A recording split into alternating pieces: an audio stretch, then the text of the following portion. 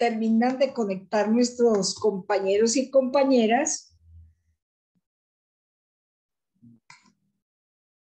Entonces, mientras terminan de conectar nuestros compañeros y compañeras, iniciamos dando el informe de lo que va a ser las jornadas, digámoslo así, ya programadas tanto por el Comité Nacional de Paro como el Comité Ejecutivo Nacional de la Central Unitaria de Trabajadores CUT. Una bienvenida a todos, a todas, a este webinar que hoy tiene un tema que nos va a fascinar a muchos y a muchas y que nos va a hacer muchísima falta tenerlo claro. Pues primero el Comité Ejecutivo se reunió esta mañana y acordamos que ampliaríamos en las regiones la participación en el paro. Esa es la primera tarea y que en esta participación le daríamos fuerza específicamente al sector de la salud y al sector indígena, porque tres connotaciones muy claras nos da el sector de la salud. La primera es toda la informalidad en que se presenta este sector. Hay un buen sector en la informalidad y los recursos desviados desde el Estado para atender la salud en Colombia. Esa es una queja general de los y las trabajadoras de la salud. Y el segundo tema es cómo concebir que esta situación se vuelva un instrumento y un elemento de derecho universal como debe ser, y no un elemento para el negocio en Colombia, que fue también otra de las situaciones que ellos nos presentaron y ellas en el Comité Nacional de Paro. Y por último, pues, la cantidad de recursos que se dieron para el COVID y que nadie sabe realmente qué destino objetivo y final tuvieron esos recursos. Entonces, el 20 de octubre acordamos que el paro nacional se centrará en este tema como tal, pero además los indígenas nos van a acompañar con toda su guardia indígena y toda su diversidad desde la UNI, para que estemos en este paro fuertes y en las regiones pues seamos muy puntuales en que este paro crezca, que crezca también el Comité Nacional de Paro y a la vez que crezcan los sectores de juventud y de mujer. Se recomienda también muchísimo que trabajemos el 099, que ya la doctora Stephanie nos lo presentó la vez pasada, y si no lo volvemos a presentar en uno de estos webinars, y que es bien importante porque el contrato ampliado de aprendizaje del SENA es un atentado al trabajo decente de las y los jóvenes de este país, y eso lo hemos denunciado bastante y creemos que este gobierno definitivamente con esto desestructura aún más el empleo decente y termina por casi desterrar a los jóvenes de una vida digna y un trabajo decente. Creemos entonces que desde acá estos son los puntos fundamentales del paro, y sigue también el tema de la reforma tributaria como un punto a atacar, ya que la reforma tributaria desdibuja todo lo que debe ser el sentido de una reforma tributaria equitativa y justa, una reforma donde los que tienen más tributen más y los que tienen menos, pues lógicamente sea justo su tributo, no al revés como la tenemos en Colombia. Y pues la reforma tributaria última no tuvo ningún alivio, a pesar de que el paro del 28 de abril fue un paro contundente de toda la población rechazando esta reforma tributaria del gobierno. Entonces, las y los invitamos para que en las regiones le digamos a todos y a todas cómo va a ser de animado este paro y qué sectores fundamentalmente podemos hacerlo. Igualmente los actores y todos los sectores de la cultura van a estar este día muy activos, haciendo performance, van a hacer campañas de divulgación muy importantes y se van a articular por todo el país y dice que con la juventud pueden hacer un 20 de octubre muy movido, muy bien. Después de esto nos preparamos para la movilización del 25 de noviembre. Recuerden que es la erradicación de la violencia hacia las mujeres y este tema cobra fuerza este año porque se aumentó significativamente el feminicidio y la violencia hacia los niños y las niñas. Situación que en otro webinar les hablaremos bastante de las cifras para que ustedes miren lo escandaloso de estas cifras. Acompañado este año, el 25 de noviembre, con la lucha que tenemos hombres y mujeres de este país de ratificar el convenio 190, convenio que atiende la violencia en el lugar de trabajo, que es muy amplio y que es un convenio integral, es un convenio con enfoque de género y es un convenio que requiere en este país ser ratificado para poder atender toda la situación que tenemos en Colombia. De los proyectos de ley nos dieron cuenta esta mañana y pues son muy pocos los que tienen asignación, son prácticamente contaditos en las manos los convenios, pero su estado más o menos es un estado, digamos, como lento, tiene casi que la connotación de caminan como las babosas, si ustedes ya saben cómo camina una babosa, ¿cierto? Lento. Así están. Sin embargo, algunos ya tienen asignación y pues en esas asignaciones es muy importante mirar cómo podemos incidir, cómo hacemos en las regiones para que podamos incidir en las regiones con estos convenios y podamos, por ejemplo, obtener lo que hay en muchas partes del planeta, pero aquí no, como es la renta básica, y está radicado en Comisión Tercera de Cámara y está pendiente de rendir ponencia para el primer debate.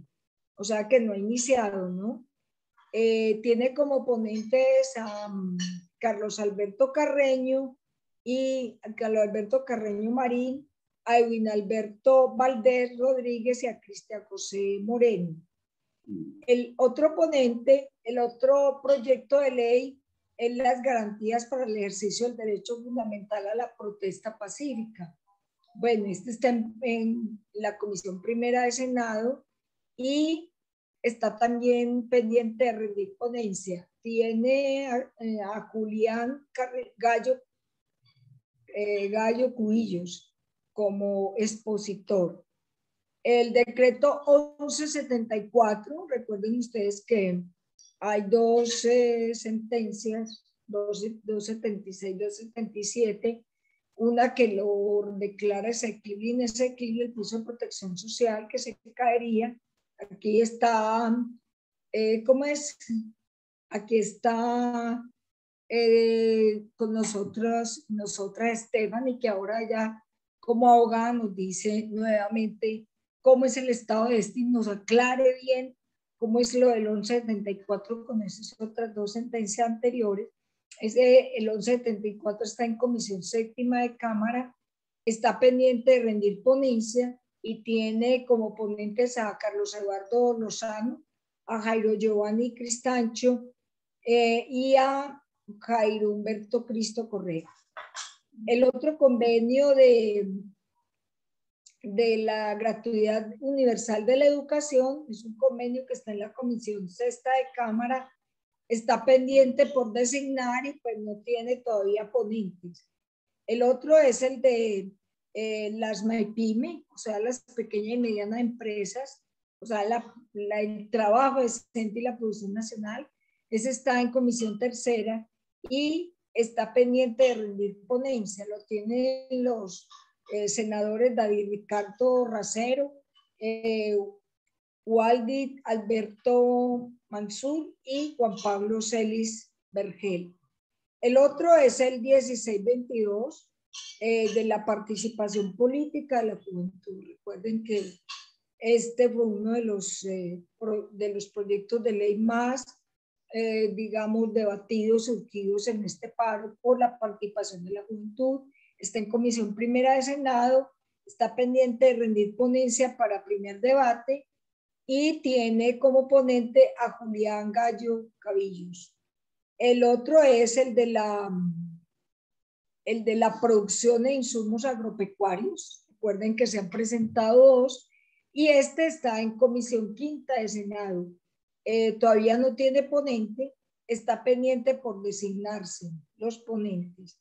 El otro es el de la ley 1801 del 2016, que fortalece por el carácter civil de la Policía Nacional, que muchos lo hemos dicho. Yo en el último debate en que estuve, que lo hizo León Freddy Muñoz, la policía dice que no puede sino depender del Ministerio de Defensa. Nosotros estamos diciendo que dependa del Ministerio del Interior, e igualmente su carácter cívico y civil pues prácticamente se pierde si depende del Ministerio de Defensa, y no cobraríamos rápido que la policía fuera para la seguridad, para cuidar con autonomía, el no uso de la violencia en todas sus acciones, y el acompañamiento a la seguridad serían los criterios con los cuales lo presentamos. Sin embargo, ellos se niegan en el debate a reconocer que solamente sea eso, o sea que nuestra policía tiene otra internalización más grave todavía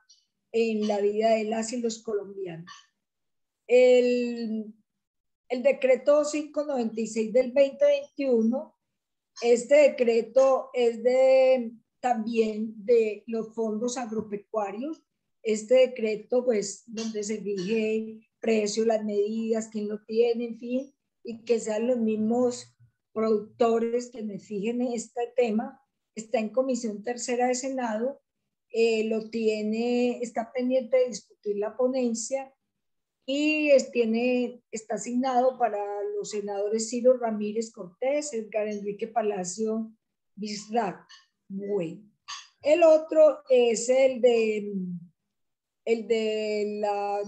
escuadrón antimóvil, es decir, que este desaparezca y que si está en las marchas o en las movilizaciones sea por última instancia, o sea, que desaparezca en nuestra propuesta, que no esté ahí, que para eso esté la policía con su carácter cívico y de seguridad acompañándonos. Está en comisión segunda de Senado, está pendiente por discutir ponencia para primer debate, y lo tienen los senadores Juan Diego Gómez Jiménez, Luis Eduardo Díaz Granados, Ernesto Macías Tovar y John Harold Suárez Vargas, Antonio Sanguino Páez, Iván Cepeda, Lidio Turbay y Feliciano Valencia. El otro es el de modificar los artículos 194 y 195 de la ley 100. Recordemos que estos son la administración de la salud. Este está en comisión séptima de Cámara, está pendiente de discusión, de ponencia, y están los ponentes Jairo Cristancho del Centro Democrático y José Luis Correa López del Partido Liberal. Entonces, ese es el estado de los proyectos de ley. Como ustedes pueden ver, son más los que están pendientes por debate, algunos están asignados y muy pocos están en ese sentido organizados para que tengamos alivio, sino que tienen una lentitud profunda, como la de la babosa, vimos hoy en el Ejecutivo, y por eso pues los paros y el plan de acción se sigue hasta el 10 de diciembre, que se termina con el Día Internacional de los Derechos Humanos.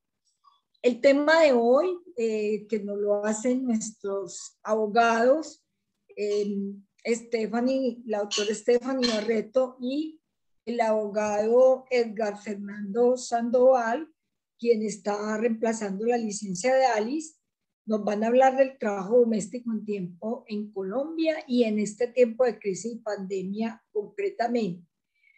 Recordemos que en Colombia hay 687.716 trabajadoras domésticas, sin garantías para la cuarentena, ni antes ni después. Es decir, fue muy difícil para este sector, por eso lo estamos abordando, a pesar de que tienen el convenio 189, pero para ellas las primeras que se fueron para su casa y que no pudieron estar en el sitio de trabajo en cuarentena, fueron ellas, y un poco auxilio recibieron para poder estar en casa confinadas. Las trabajadoras domésticas son en su mayoría madres, cabeza de familia, con salarios por debajo del mínimo, para que miren más o menos cómo es la situación, sin protección social ni afiliación a las aseguradoras de riesgo laboral. El 11% de trabajadoras domésticas colombianas son mayores de 60 años, un dato que nos sirve también bastante. Y nos hicimos muchísimo la pregunta en este contexto: en tiempo de coronavirus y de pandemia, ¿quién cuida a las cuidadoras domésticas? Si las actuales circunstancias son de aislamiento, son digamos, de hogares que tuvieron que dejar el empleo, y de ellas dependían muchísimas personas, muchas y muchos de nosotros somos trabajadores, y la precarización y el déficit de trabajo digno en el servicio doméstico y en el empleo, pues es de esas 687.716 personas, son mujeres principalmente. Por eso queremos hoy traer esta tarea.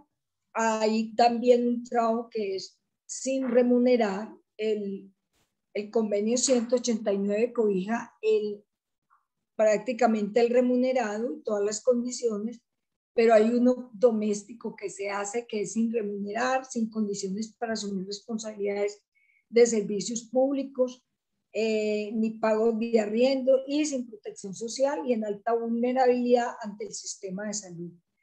Entonces, bueno, les presento a la doctora Stephanie Barreto, quien hoy nos presenta el tema del convenio 189, y a nuestro querido doctor, que nos hace un favor tan grande de reemplazarnos a Alice, el doctor Edgar Fernando Sandoval. Entonces, ¿quién de ustedes va a empezar? ¿Quién empieza, Stephanie?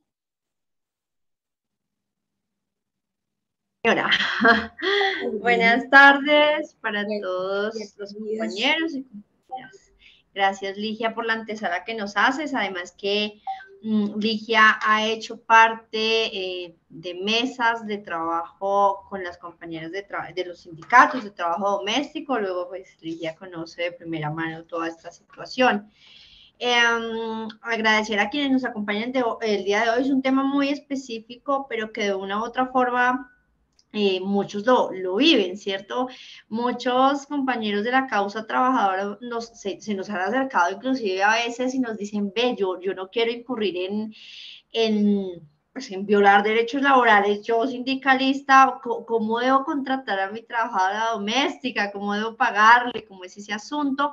Precisamente porque partimos de un gran desconocimiento en el país, y por eso creemos que una de las primeras labores que el Ministerio del Trabajo debería mejorar en perspectiva para el cumplimiento de lo que ya vamos a tratar hoy un poco más hoy, que son las normas que protegen, que propenden por los derechos del trabajo doméstico. Es una de esas, es cómo hacemos más pedagogía para que se entienda cuáles son los derechos de los trabajadores y las trabajadoras domésticas. En ello, bueno, quiero darle paso primero a mi compañero, a mi colega Fernando. Él les va a contar un poco de qué se trata ese convenio de la OIT que habla acerca del trabajo doméstico como trabajo digno. De qué se trata, un poco en qué contexto está, y luego yo voy a pasar a contarles brevemente cuál fue esa caracterización que hicimos a la OIT en las memorias que se enviaron en 2020, donde precisamente dábamos un informe de la situación del trabajo doméstico en Colombia, un poco en el contexto además de la pandemia, donde fue peor de preocupante la situación de las trabajadoras domésticas. Y pues aparte de contarles un poco esto, contarles qué se está trabajando en materia de regulación para las trabajadoras domésticas. Entonces, primero dejarlos con Fernando, que nos va a hacer esa importante antesala de qué se trata ese convenio 189 y para dónde es que debemos caminar. Entonces, Fernando, tienes la palabra. Además, bienvenida, es tu primer webinar. con nosotros, con el departamento jurídico de la CUT, nuestro abogado temporal, pero que guiño, guiño, ojalá más abogados nos dieran al departamento, ojalá más presupuesto para más abogados tuviéramos y pues nuestro colega puede seguir acompañándonos, pero por ahora estará hasta el 1 de febrero. Bienvenido, Fernando, a tu primer webinar y bueno, cuéntanos sobre ese convenio 189. Hola, muy buenas tardes para todos y para todas. Stephanie, muchísimas gracias. Esta es mi primera experiencia con los webinars, entonces, en toda materia, ¿no? Es mi primera experiencia con estos acercamientos virtuales. Primero, pues, el agradecimiento para todos y todas por esta oportunidad, más que todo para todas, porque mi equipo todas son señoritas, entonces yo soy ahí como más o menos el de los pocos, lo cual es un reto muy especial porque me he dado cuenta que ellas son muy aplicadas, muy disciplinadas, entonces ponen la vara muy alta y los estándares muy altos para este tipo de cuestiones. Ahora, empezamos con una pequeña introducción a lo que es este convenio 189 que suscribe Colombia con la oficina, con la Organización Internacional del Trabajo. ¿Bajo qué marco? Primero hay que resaltar que los trabajadores domésticos se consideran como uno de los contribuyentes más significativos para la economía mundial. Estas posibilidades de empleo remunerado para las trabajadoras y trabajadores con responsabilidades en el ámbito doméstico también tienen ellos un círculo familiar, ellos también generan un cuidado dentro de la esfera privada en estos escenarios. Ellos manejan cuidado para adultos mayores, para personas con discapacidad, mejor dicho, ellos generan un gran músculo de trabajo dentro de nuestra sociedad y es así como la Organización Internacional del Trabajo los ve y los quiere resaltar para los países que hacen parte de estos convenios. Ellos quieren poner de presente que históricamente las oportunidades para las personas para formalizar este tipo de empleos de trabajadores domésticos han sido infructuosas, históricamente han sido marginados, no se le ha dado la promoción que se merecen. Es así como en consideración de estas escasas oportunidades históricas, el convenio quiere tomar fuerza y quiere que los países que se suscriben quieren que tome fuerza este impacto respecto a la protección de los derechos de estos trabajadores. Yo quisiera empezar diciendo que para la OIT, en algunos de sus artículos y en algunos de sus pronunciamientos y de sus conceptos, ellos nos dan a entender que hay 3 factores fundamentales que ellos han detectado para que el trabajo informal de los empleados domésticos se siga manteniendo informal y que no dan pauta para esa formalización que es hacia donde queremos llegar. Primero es que, como ya les había comentado, el trabajo doméstico se desarrolla en la esfera privada, por lo general en el hogar. Entonces, de esta manera se puede confundir o deformar por algunas normas sociales lo que caracteriza y la importancia de este trabajo doméstico. La familia empleadora y los trabajadores con frecuencia desconocen completamente los respectivos derechos y responsabilidades que hay frente a esta opción de trabajo. Ahora bien, también se puede percibir que los empleos formales son costosos y complejos en la legislación de cada uno de los países, lo que desanima o desalienta tanto a empleador como a trabajador, porque es que estamos hablando de la necesidad como tal de trabajar, de solventar, porque es que estos trabajadores, como ya lo decía muy bien Ligia, dentro de las estadísticas y dentro de las cifras, nosotros tenemos acá que, según el DANE, los trabajadores y las trabajadoras domésticos, en su mayoría trabajadoras, son el 3% de la población ocupada en el país. Y aquí dentro de ese 3% de la población ocupada del país, la mayoría son mujeres cabeza de familia. Y en promedio tienen 3 personas a cargo. Entonces, la situación que ellos manejan no es para nada fácil. Entonces, la Organización Internacional del Trabajo detecta este tipo de particularidades dentro de este oficio y quiere impulsar la formalización y reconocimiento dentro de los estados de los aportes significativos que están haciendo estas personas, tanto a la economía como al tejido social. Ahora bien, sabemos que el trabajo doméstico se describe como una actividad feminizada, también empobrecida y también oculta, lo cual contribuye de sobremanera a los ya bastantes retos que tenemos respecto a las condiciones tanto de género, tanto de lugar, de geográficos, sociales, ¿vale? Entonces, por ese lado, también tenemos dentro de nuestras cifras, me parece importante resaltar las cifras porque eso nos van a contextualizar de cómo es que la OIT ha venido manejando y por qué la importancia, por qué ponen su ojo dentro de un tema como este.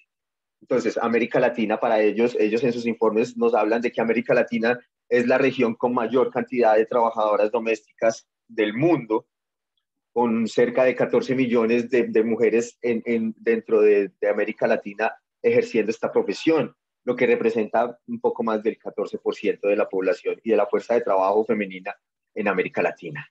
Los trabajadores domésticos, por lo general, son grupos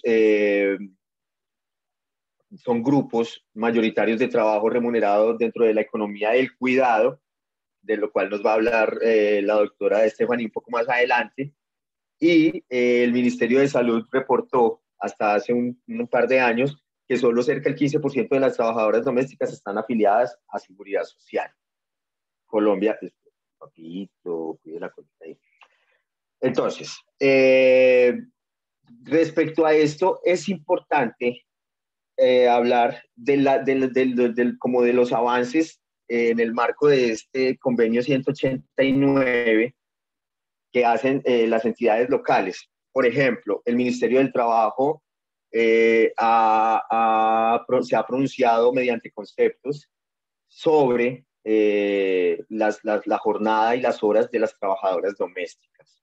El artículo 197 del Código Sustantivo del Trabajo habla respecto a lo que es la jornada incompleta, y el Ministerio, como en un concepto favorable respecto a las trabajadoras, habla sobre la protección que se debe hacer y sobre los días de prueba, que estaba en 15 días, pero después hubo una puja, se maneja ahora 2 meses y aún sigue manejándose en el momento. El artículo 77, numeral 2 del Código Sustantivo del Trabajo, se mantiene inexequible, lo que mantiene las posiciones divididas respecto a los periodos de prueba. Para no apartarme mucho del preámbulo, pues, de lo de la OIT, en este convenio 189 es para resaltar algo muy importante, y es el artículo 7, que me parece a mí es casi que legisla a favor, o es una pauta legislativa a favor o en favor de la contratación escrita obligatoria y la formalización de los empleados domésticos en Colombia. Todos es de amplio conocimiento que los trabajadores domésticos, trabajadores y trabajadoras domésticas, el gran limbo que sufren es la informalización. Aquí no hay contrato escrito, por lo general todo el tiempo es verbal, y asimismo no se paga seguridad social, se da como a conveniencia que el empleador le dice, yo le voy a dar tanto pues su servicio doméstico, para sus servicios de salud y este tipo de cosas, pero la OIT lo que nos está instando en este momento y en este artículo 7 en especial es a una contratación formal. Ellos están diciéndole a los Estados miembros que por favor las condiciones relativas a las terminaciones del contrato, a los inicios de trabajo, a las pautas de los horarios, a las pautas de las remuneraciones, tienen que ser pactadas por escritos para darle un piso jurídico mucho más fuerte a lo que se maneja en contratación a los trabajadores. Eso por ese lado. También ellos hacen énfasis en la abolición efectiva del trabajo infantil, la discriminación, la eliminación de la discriminación en materia de empleos y de ocupaciones, y obligan o pues instan a cada país miembro a que por favor ponga un ojo pues muy cuidadoso en la cuestión de la seguridad social respecto a la informalidad de estos trabajadores. hemos tenido, y ahí, pues en Colombia hay algunas herramientas para los litigantes que pueden ser muy valiosas, como es la cuestión de la pensión sanción, cuando vas a reclamar respecto a estos trabajadores, pero todos sabemos que lo ideal es tener medidas preventivas y más no correctivas respecto a estas situaciones. A mí me gustaría que pudiéramos tener como un debate más nutrido respecto a las reales garantías que hay para los trabajadores y trabajadoras domésticos, porque en la vida real estos casos son muy prolíferos, abundan los casos en que no se cuenta con un piso jurídico real para los trabajadores y trabajadoras domésticos. Dentro de lo que me causa especial atención y especial interés, y sobre todo pues ahora que estamos en el equipo jurídico de la CUT, es respecto a los sindicatos de trabajadores y trabajadoras domésticas, que en Colombia no hay muchos, no hay casi ninguno. Yo detecté uno, que es el de se llama UTRAS, que es la Unión de Trabajadoras Afrocolombianas del Servicio Doméstico. Ellas están con su sede en Medellín, son unas señoras, pues según lo que yo pude interactuar acá de manera virtual, son unas berracas, como se dice pues por ahí, y ellas incluso están fomentando los espacios de información y de debate para estos temas. Como cuáles, aprovecho aquí para hacer la cuña y extender la invitación para el foro de empleadores y empleadoras, desafío para la formalización del trabajo doméstico, que se va a llevar a cabo el jueves 19 de septiembre en el Hotel Macao en Bogotá. Ya, no hay ningún problema, ahorita compartimos el flyer con la información, lo cual me parece sumamente importante porque la doctora Stephanie lo mencionaba ahorita iniciando. Las preguntas no solamente son para los trabajadores y las trabajadoras, sino también para los empleadores y las empleadoras, porque pues por lo general todos hemos tenido contacto con el servicio doméstico de alguna u otra forma. Entonces es muy bueno que alimentemos estas preguntas, que alimentemos estos debates. Es muy bueno que la participación sea de un lado y para el otro, que sea concertado, que empecemos a evaluar las dinámicas reales que se pueden generar en torno a esta labor tan importante como es la labor del servicio doméstico. Por otro lado, he revisado algunos textos jurisprudenciales respecto a los avances de seguridad social con los trabajadores y las trabajadoras domésticas. Esto es una información un poco más técnica, pero me gustaría, así a grosso modo, que pudiéramos resaltar los avances, entre comillas, respecto a la seguridad social de nuestros trabajadores y nuestras trabajadoras. Este es el contexto bajo el cual la OIT enmarca estas relaciones de trabajadores y trabajadoras domésticos con el tejido social. Es por eso que se hace evidente la necesidad de un compromiso real y de una legislación real en favor de este grupo de trabajadores. No, recuerden que los servidores domésticos gozan de los mismos derechos y de las demás garantías de todos los trabajadores. Había una excepción que era la ley 1768 del 2016. Entonces se estableció una obligatoriedad para la prima de servicios que no se contaban los trabajadores y trabajadoras del servicio doméstico, pero que a raíz del 7 de julio del 2016 se logró. Ellos tienen las mismas igualdades, la misma igualdad en condiciones de trabajo respecto a, por ejemplo, el pago del salario acorde con la jornada, jornadas laborales permitidas, porque como el hecho de que ellos a veces viven dentro de los hogares se prestaba para un abuso en las jornadas laborales, la permanencia en el trabajo, que también tiene una íntima relación con esto, y en general todas las garantías mínimas e irrenunciables que tienen el resto de los trabajadores, como lo precisó la misma Corte Constitucional en su sentencia T014 del 2015. Hay otro tema muy importante y sobre el cual me imagino yo que vamos a ahondar, que es la afiliación al régimen pensional de los trabajadores del servicio doméstico. Hay que recordar que desde el 3 de mayo del 88, con la expedición del decreto 824 del 98, existe la obligación de afiliar al servicio doméstico al régimen de pensiones. Esto, pues, en la realidad es prácticamente letra muerta por la misma desinformación que hay entre trabajadores y empleadores del servicio doméstico.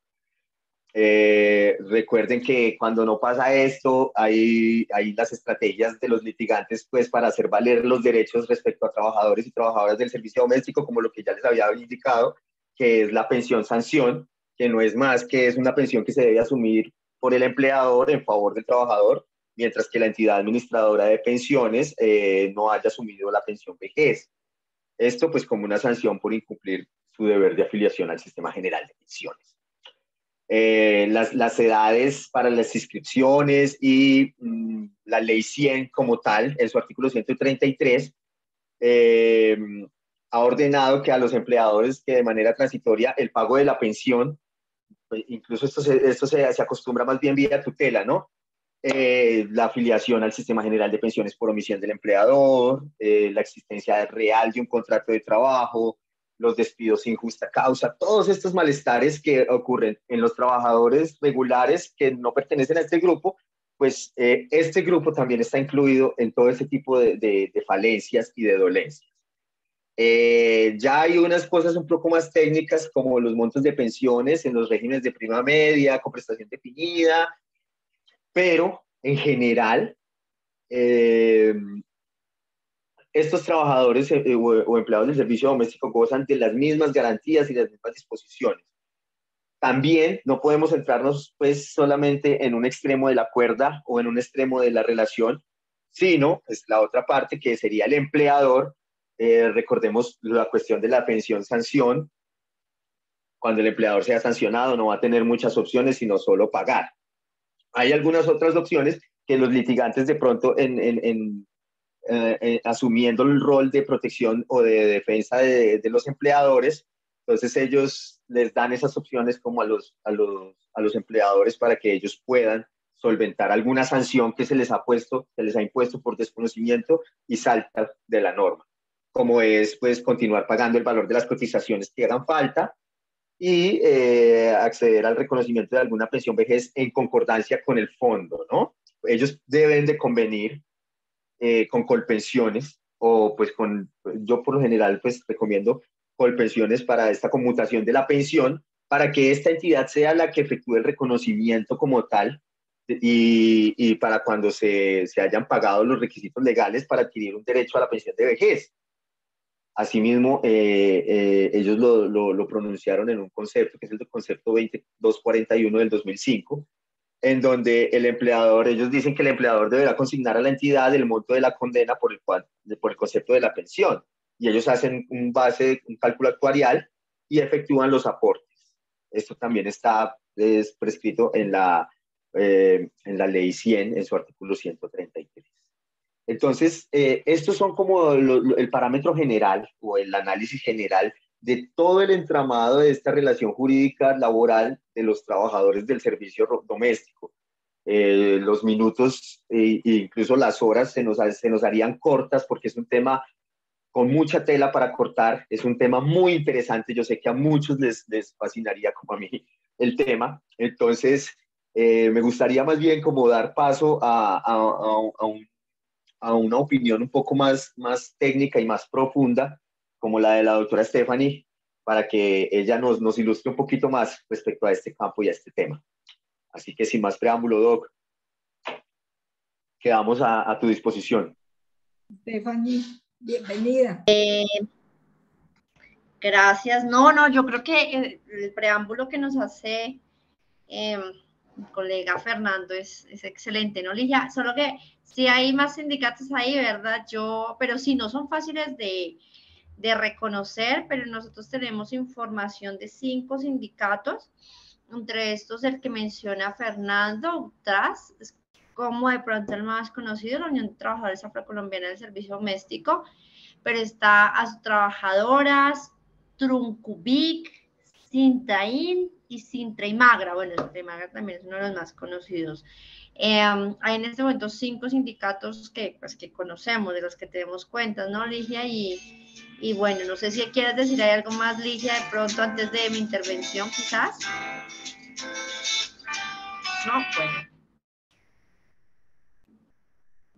Ay, tienes el micrófono apagado. Decirles que es muy importante la organización que han tenido estas trabajadoras porque están actuando mediante la mesa intersindical. Y esa mesa intersindical ha hecho que cuatro organizaciones estén ya ahí actuando como mesa. Y eso les ha permitido pues una exigibilidad más puntual de sus derechos frente al Ministerio del Trabajo. Ellas ahí pues se han logrado que el Ministerio de Trabajo les ponga cuidado en muchos de sus reclamos y pues están organizadas en ese sindicato única y exclusivamente para solicitar que este convenio de respeto y se cumpla. Gracias. Era eso, Stephanie. Nada más. Gracias a ti, Ligia. Bueno, no contarles ahí entonces, bueno, recordar que dentro de las observaciones que enviamos a la OIT en el año 2020 para hablar un poco sobre la situación de los trabajadores de los trabajadores y trabajadoras domésticas en el país, de las principales cosas que resaltamos para dar cuenta un poco que ustedes también, que todo lo refresquemos. Nosotros dimos cuenta un poco, como lo decía mi colega, que es una actividad muy feminizada. En el país cerca de el 40, o sea, un poco a final de 2019, el índice de ocupación femenina se ubicó en el 47%, lo que significaba una cifra cercana a los 9 millones de mujeres. Y por su parte, el índice de trabajo doméstico fue el 7%, lo que suponía que una de cada 13 mujeres aproximadamente estaba ocupada o ejercía el trabajo doméstico. Esto es un número importante. Y de ese estudio se encontró que cerca de 678 mujeres en Bogotá, Medellín, Cartagena, Bucaramanga, Cali, Pamplona, Neiva y Apartadó, era como donde se registraba la mayor presencia también de trabajo doméstico, pero especialmente por días. Entonces, se evidenciaba que cerca del 25% de las trabajadoras eran trabajadoras externas o a tiempo completo, un 8% internas y lo demás se rotaba como trabajo por días o por horas, que es como lo que más se suele registrar. Ahí evidenciamos pues los 5 sindicatos que ya les mencionaba, donde es importante resaltar que, y lo decimos para todos los sectores, bienvenidos estos sindicatos, pero bienvenidos también a fortalecerlos. Cuña a cuña para todas las trabajadoras domésticas que nos estén escuchando, una invitación muy especial a que se afilien a cualquiera de estos sindicatos. Ojalá no lleguemos a la creación de más. Nosotros creemos que la dispersión también es una situación complicada. Hoy están estos 5 sindicatos, hombre, invitación amplia a que entremos como a integrarlos y fortalecerlos. Bueno, otro de los puntos que informamos a la OIT y que es como nuestro punto neurálgico y ya vamos a ahondar en eso, es la situación de la inspección, vigilancia y control. Como ya nos explicaba Fernando, la norma, o sea, el convenio de la OIT y la norma han hecho una invitación, han exhortado a que se aplique a estos trabajadores y trabajadoras los mismos derechos, a que se les otorgue las mismas condiciones de salud y seguridad social, de pensión, de prestaciones de ley, etcétera. Pero del dicho al hecho, como dicen por ahí, hay mucho trecho. ¿Por qué? Porque en la práctica, pues suele haber mayor contratación por días, como ya lo explicábamos, y no todos los empleadores, no todos los trabajadores están un poco en esa pedagogía de exigir que aunque sea por días, se me afilie como debe ser a seguridad social, salud, pensión y riesgos laborales, se me aplique las cesantías, la prima, todos los subsidios y las prestaciones de ley al que tengo derecho, así sea por esos días. Y ojo acá, porque ahí voy a hacer referencia especial a, bueno, pero no nos salgamos de la inspección, ahorita les menciono en otro punto. Y entonces en este tema de inspección, vigilancia y control, una de las principales denuncias que hicimos fue, bueno, cuando hay violación a estos derechos, cuando al trabajador no se le está pagando estos derechos o está trabajando de más sin que se le reconozca las horas extras, porque un poco lo que pasa es, ayúdeme esta horita adicional, señora trabajadora, mientras llega el niño del colegio, o quédese media horita más terminando de alistar esto, pero usualmente son favores más no horas reconocidas. Obviamente a los trabajadores les da miedo reportar esto porque, no les vuelven a llamar, las despiden, etcétera, más cuando hay esta inestabilidad de que es por días o por turnos. Y ante esa situación, un apoyo real debería ser un proceso de inspección, vigilancia y control eficaz, ágil, preventivo, que sancione, que resuelva, que solucione, y un poco lo que evidenciamos al día de hoy en ese informe que nos reportaron a ese momento 2020 sobre la situación del trabajo doméstico y más concretamente inspección del trabajo doméstico, es que ha sido una labor centrada en capacitaciones. Que claro, acabamos de decir que la pedagogía es importante, pero no ha sido tan centrado en capacitaciones que vayan a corregir precisamente que media hora no es un favor, media hora, y más cuando se vuelve constante, es pago de horas extras. Pero adicional a ello, el proceso de inspección, vigilancia y control, adicional a las capacitaciones, no ha hecho ningún avance en materia de visitas al lugar de trabajo. O sea, ¿qué pasa en yo creo que acá hay muchos docentes, muchos trabajadores del sector público, cuando ponemos una queja porque algo pasa en nuestro lugar de trabajo? Pues que va a inspección, vigilancia, ¿cierto? Va y revisa el lugar del trabajo, va y verifica qué está pasando. Pues en este caso, las trabajadoras domésticas no se ha podido llegar a ese escenario porque un poco la respuesta ha sido, son hogares, luego como eso es un espacio privado, si no hay autorización previa, inclusive, o sea, no solamente, o del propietario de la casa o de un juez, pues no podemos entrar a hacer inspección, vigilancia y control, y ahí se ha quedado un poco el círculo vicioso. Y por esos motivos no se ha podido ingresar a los hogares a ver si a las trabajadoras las tienen, y mucho más las trabajadoras internas. Es que acá nos preocupa también la salud. Yo creo que todos recuerdan en pandemia el caso de la trabajadora que fue obligada a no irse de su lugar de trabajo y quedarse ahí permanentemente mientras la pandemia. Eso fue, pues salió, fue escándalo, y un poco decíamos, bueno, ¿por qué no se puede entrar a esos lugares de trabajo a inspeccionar? Nos responden porque son hogares privados, el derecho a la privacidad, nos demandan, etcétera. Un poco eso ha sido un círculo vicioso y decimos, bueno, sí, es un círculo vicioso, pero alguna solución se tiene que encontrar. Un proceso especial, un proceso incluso especial dentro del acceso a la justicia. No sé si estamos analizando si eso requiere una ley especial. En este momento, en estos días, la mesa de trabajo doméstico está interlocutando con el ministerio, allí están los sindicatos de trabajo doméstico, Ligia estaba al tanto de ello, y se está hablando de un proyecto, de un posible o eventual proyecto de ley que trate de subsanar esto. Pero, pues dicho proyecto de ley realmente debe recoger concretamente, porque de proyectos de ley que denuncian mucho y poco solucionan tenemos mucho, pero debe resolver concretamente cómo la justicia va a dar paso rápido a un permiso para entrar al lugar donde trabaja esa trabajadora doméstica e inspeccionar si hay problemas con el acceso a sus derechos laborales. No podemos someter a las trabajadoras a que tengan que pongo la demanda, pongo la denuncia, espero 6 meses a que la justicia me responda. No.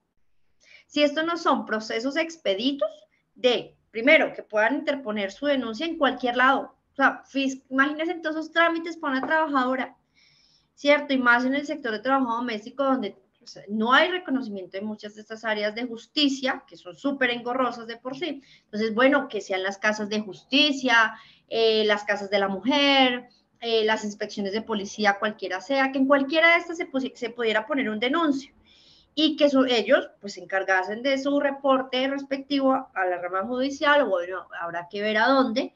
Estamos acá hablando de un posible hipotético o eventual camino que estamos sugiriendo, y que ello repercutiera en un permiso del juez respectivo para que inspeccione su lugar de trabajo en menos de 15 días. Si no es una cosa así de expedita, créanme, compañeros, que las trabajadoras domésticas no van a denunciar se va a seguir violando derechos laborales y menos se van a sindicalizar y organizar porque tienen miedo. Entonces, realmente necesitamos en eso, pues, el acompañamiento de la rama judicial, del Ministerio del Trabajo, para crear mecanismos realmente expeditos que propicien eso. Y acá solamente agregarles 2 daticos más para concluir ahí ese punto, y es que en pandemia tuvimos 2 grandes inconvenientes para las trabajadoras domésticas. El primer gran inconveniente es que se tomaron cerca de 200 medidas para atender y contener la situación derivada por la pandemia, y de estas 15 fueron en materia laboral. De esas 15 que se dieron en materia laboral, ninguna repercutió en el beneficio de las cerca de 700,000 trabajadoras domésticas que se tenían por lo menos registradas. ¿Por qué ninguna repercutió? Porque algunos de estos subsidios o de estos apoyos a la pérdida de empleos, al desempleo, a la recuperación económica, estaban focalizados a decirle al empleador que presentara una serie de documentos para que entonces el gobierno se pudiese hacer cargo del salario del trabajador. Y esa serie de documentos eran tan engorrosos que una persona que, pues, o sea, yo persona natural que tengo contratado a Juan Pablo para que me haga el aseo doméstico de lunes a viernes, pues yo no tengo todos esos papeles, yo no cumplo con RUT, con RID, con todas esas cosas, pues yo no tengo los requisitos para acceder a esos subsidios que determinaban los diferentes salvamentos de apoyo especialmente para las MIPYME o para grandes empresas. Luego, entonces, ninguno de los empleadores pudo acceder al apoyo de este sector para beneficiar como el pago del salario del trabajador. Pero tampoco se crearon, como lo propusimos en su momento, unos apoyos especiales para ellas. Dijimos, ellas no van a acceder a ese recurso porque su empleador no tiene toda su documentación. Créese un apoyo especial para aquellos trabajos que dependen de personas naturales que no pueden acceder a esto otro. O sea, dele un subsidio de una parte del salario, bueno, otórguese algunas prestaciones. No se dio nada. Luego, entonces, las trabajadoras domésticas en pandemia no pudieron acceder a ningún beneficio. Que algunas recibían familias en acción. Bueno, ya hemos dicho, hemos repetido una y otra vez, que número 1, ese es un programa que ya existía. Eso fue otra cosa, no era por su condición de trabajadora doméstica. Y 2, que la mayoría de esos ingresos suelen estar por debajo del valor de línea de pobreza externa. Entonces, les estaban dando recursos que pues no suplían realmente lo que era su salario dignificante en muchos casos del trabajo doméstico. Y finalmente, una estocada que nos dieron en pandemia, especialmente a sectores como el del trabajo doméstico, que fue los pisos de protección social. Entonces, las trabajadoras que todavía estaban contratadas o que después de pandemia aspiraban a volver a ser contratadas, pues se les pagaba una pensión, se les cotizaba pensión a salud, régimen contributivo y a riesgos laborales, así fuese por los 2 días que fuera a trabajar a la semana. Y tenía una aspiración pensional. Los pisos, si la compañerita, si la trabajadora ganaba menos de un salario mínimo, me la pasaron al subsidiado, a los BEPS, que es un ahorro y no pensión, y al seguro inclusivo, que no son riesgos laborales. Me las bajó. Y uno de los sectores más afectados fueron las trabajadoras domésticas, donde, cierro con esto, cuña, recuerden, ya se cayeron los pisos de protección social contemplados en el artículo 193, porque ya se declaró inexequible ese artículo 193. Luego, si usted es trabajadora doméstica, nos está escuchando, usted gana menos de un salario mínimo y todavía la tienen vinculada a los pisos de protección social, comuníquese con la central porque ya tenemos formaticos donde puede usted pasarlo y decirle, no señor, no, BEPS, no, páseme a mi fondo pensional. ¿Que gano menos de un mínimo? Pues sí, señor, me sigue aplicando el decreto 2313 de 2016, perdón, y me afilia a pensión y me afilia a mi fondo de riesgos y al régimen contributivo de salud, porque si me accidento, el régimen subsidiado no me va a cobijar ninguna incapacidad. Entonces, esa es la última cuña que queríamos contarles. Repito, ya tenemos los formaticos. Yo creo que esta semana los subimos a la página, pero si alguna trabajadora doméstica nos está escuchando o trabajador doméstico, comuníquese con la Central Unitaria de Trabajadores y bueno, les ayudamos en este proceso. Si no están sindicalizadas, las contactamos con nuestros sindicatos y bueno, ese es un poco el objetivo de esta charla y es decirles, ahí vamos, se está trabajando, repito, en un proyecto de ley para regular estos temas de trabajo doméstico. A finales de esta semana o lunes esperamos nuestro departamento jurídico envíe las apreciaciones que tiene sobre este. Y bueno, seguimos en la discusión para mejorar estas condiciones del trabajo doméstico. Gracias, Ligia, y mi compañero de Parela, Fernando, gracias. Muy bien, mire, estos temas son importantísimos por lo que acaban de decir tanto Fernando como Estefan. Nosotras y nosotros mismos somos empleadores de todos estos servicios. Todos los que salimos a la afuera a trabajar necesitamos o quien nos lave la ropa o la planche o haga la comida, en fin.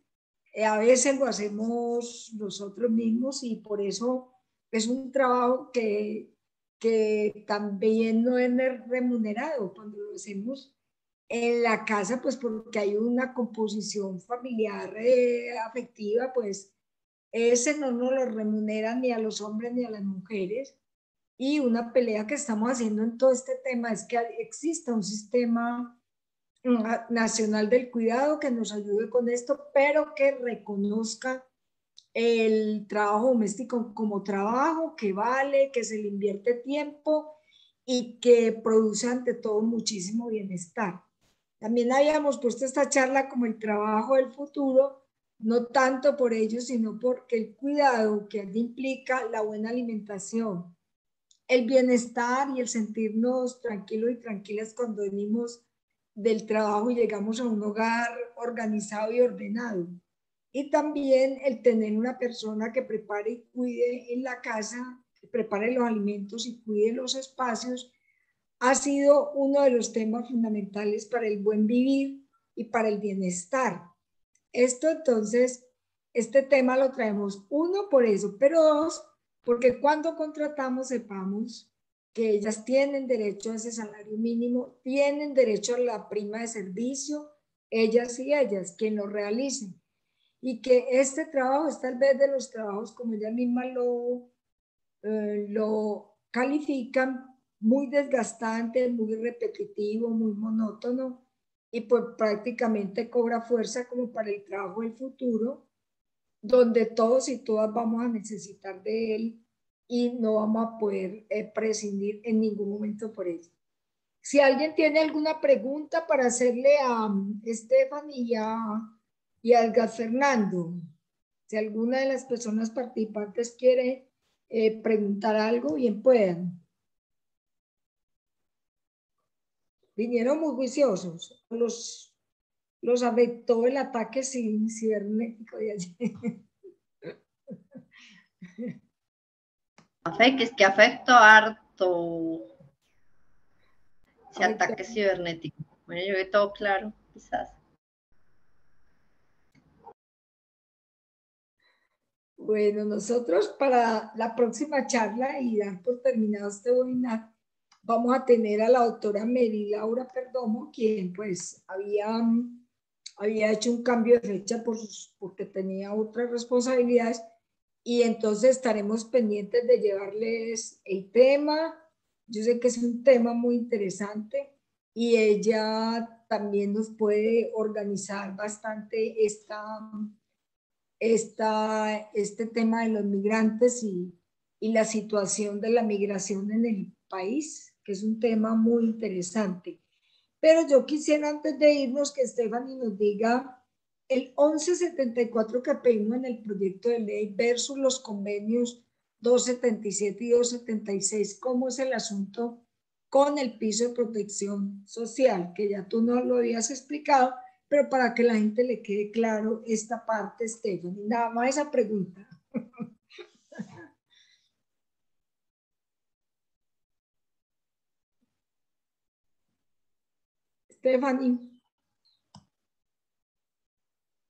Stephanie se fue. Marcela Palomino, Marcela, bien pueda. Hola, buenas tardes. ¿Cómo están? Tardes. No, era para preguntar si hay sindicatos a donde están afiliadas las empleadas de servicio doméstico. ¿Cuántas más o menos están afiliadas a los sindicatos? Están en Sintrajín y Ustrat. Y hay unas que se llaman trabajadoras del hogar. Y hay alrededor de 687 mujeres afiliadas a estas organizaciones sindicales. De 700 y pico son pocas, ¿no? Y lo otro es que USTRAP es un sindicato paralelo. Sí. ¿Cierto? Entonces ahí también habría que mirar cuál es la función de la CUDA ahí para afiliarlas, para atraerlas, hacer la afiliación, motivar a la afiliación y, y pues que son bastantes y muy pocas afiliadas. Y deben ser todavía más, ¿cierto? O sea, Sí, sí, ellas son mucho más. Lo que pasa es que es muy complicado tener como en el censo toda, y es el sector más difícil de afiliar y de organizarse, sí. porque los patronos casi no les dan espacio para sus reuniones, casi, ellas reúnen pero solamente los domingos o los festivos, y si les dan permiso no les dan todos los permisos necesarios. Entonces es un sector bastante difícil para trabajar. Sí, listo, gracias. Muy bien. Bueno, Stephanie, seguro tuvo que desplazarse a otra reunión. Entonces ya son las 2 de la tarde. Muchísimas gracias. Una feliz tarde. Estoy, perdón. Ay, ya que está. Cuéntame, Perdóname, es Stephanie. que contesté una llamada y no te escuchaba. Dime, Ligia. Solo lo del 1174 versus las dos sentencias de la Corte y el 277 y el 276. Una es Pero, exequible y otra inasequible. ¿Cómo queda el 1174 en bueno, el proyecto de ley? ya. ¿Cómo nos queda esa situación? Bueno, le dije, bueno, no, eso es un tema que estamos definiendo, muy seguramente el proyecto continúe su curso, realmente lo estamos valorando jurídicamente porque el proyecto contenía dos cosas. El proyecto de ley contenía que se derogara el 193, el 1174, que es el decreto que se deriva de este artículo, pero además decía, si se llega a tramitar una nueva reforma en materia de pisos de protección social, que esta reforma número 1 contenga como mínimo los parámetros de la OIT en materia de pisos de protección social, que no los recoge realmente este decreto ni este artículo actual. Y número 2, que se consulte con las organizaciones de trabajadores, que son en últimas los que van a ser afectados o beneficiados, o bueno, quienes va a repercutir.